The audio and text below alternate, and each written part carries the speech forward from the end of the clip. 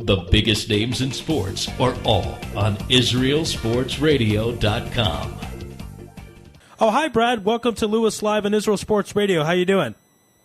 I'm doing great. How are you doing?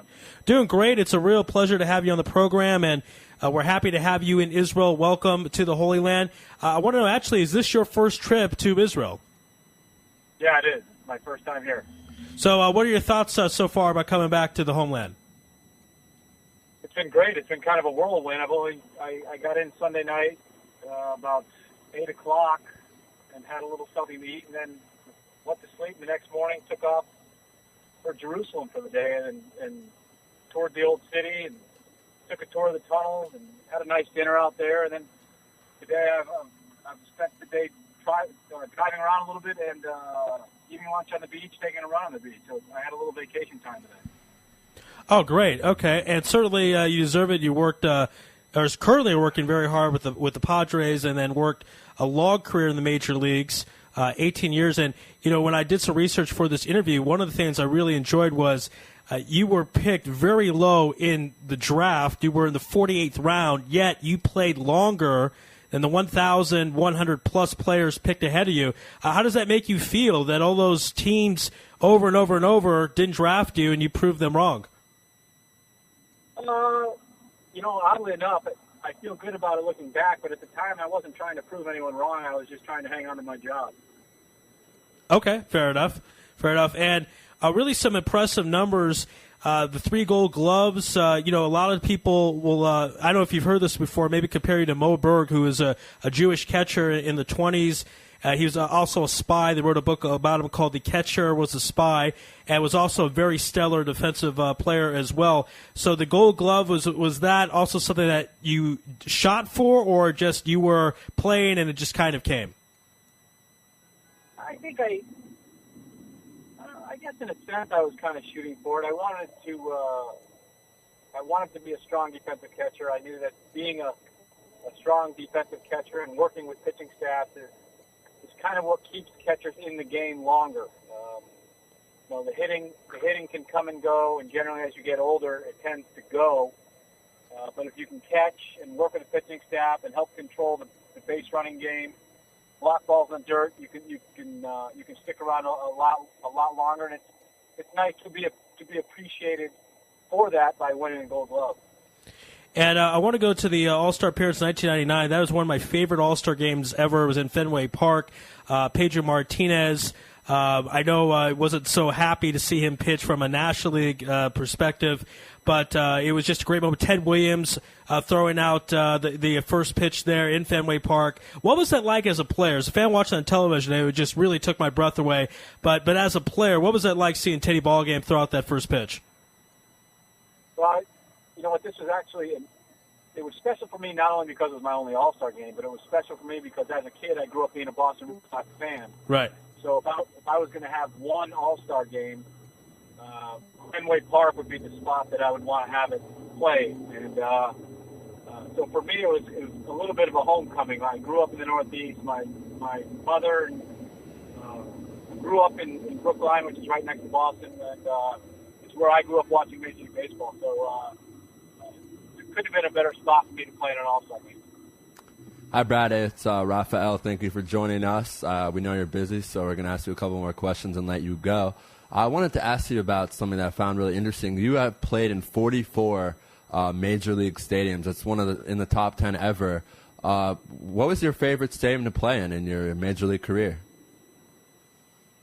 I would have to say Wrigley Field. You know, it has the history, it has a great baseball atmosphere. Fans are very into the game. And after the game, if you want to go get a nice meal, Chicago's got some of the best restaurants in the United States.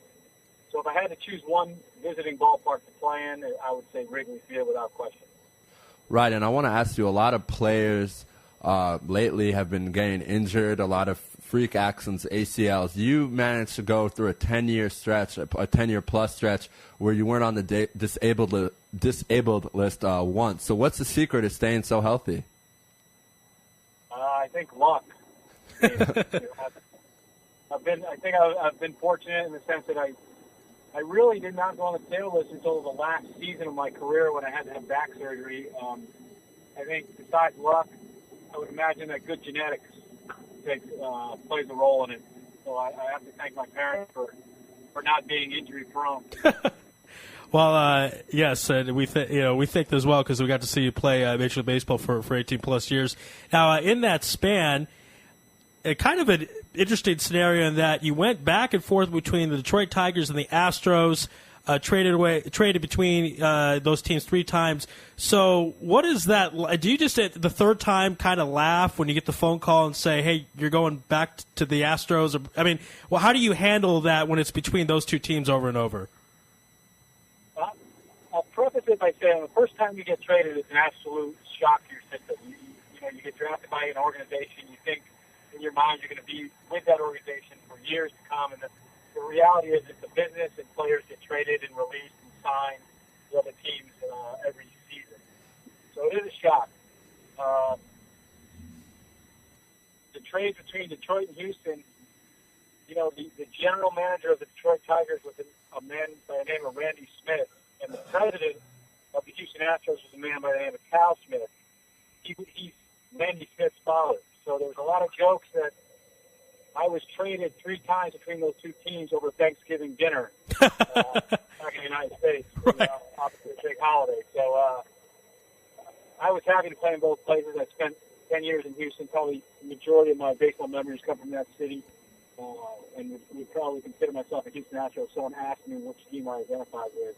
But I certainly enjoyed Detroit, too. Played in Tiger Stadium the last year. Was there in the first year, the new ballpark in Detroit, and also made my one appearance in the All-Star game at the Detroit Tigers.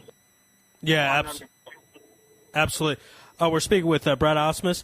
A couple questions before we let Brad go. Now, you've been around some great baseball minds, probably most notably Joe Torre when you were with the Dodgers. And Joe thinks that you certainly have the capability to be a manager. You have a great baseball mind. Right now, you're a special assistant with the Padres. But do you have some thoughts maybe later down the road at some point about being a manager in Major League Baseball?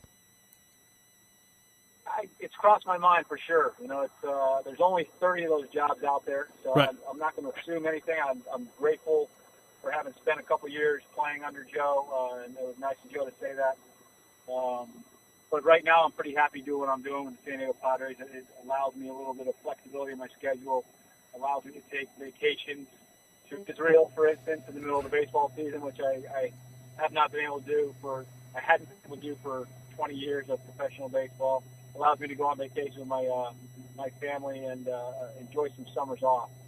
So right now I'm comfortable and enjoying what I'm doing, but I'm not writing off something else down the line in the future.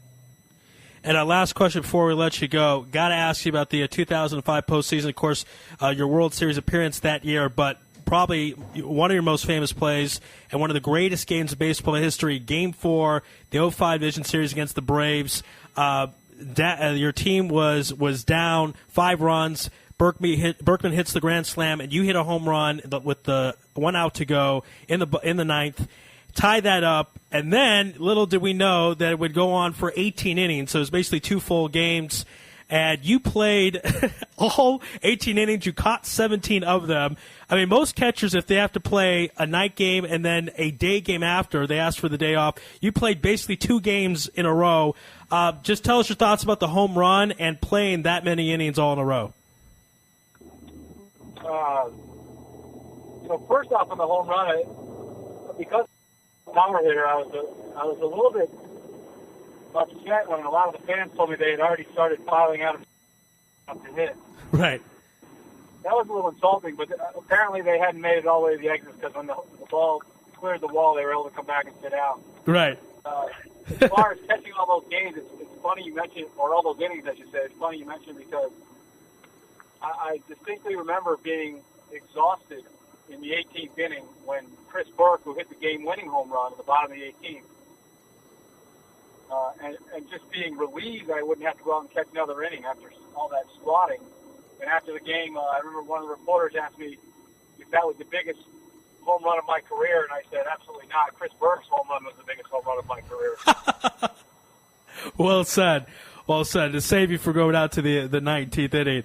I can't imagine what that must have been like to all the all the energy and all the work into those games, but it was a lot of fun to watch, and it was just a lot of fun to have you on the program, Brad. We certainly thank you for your time here on Lewis Live and IsraelSportsRadio.com, and we hope you have a great rest of your trip here in the Holy Land. I appreciate it, guys. Thank you very much. All right, Brad, be well.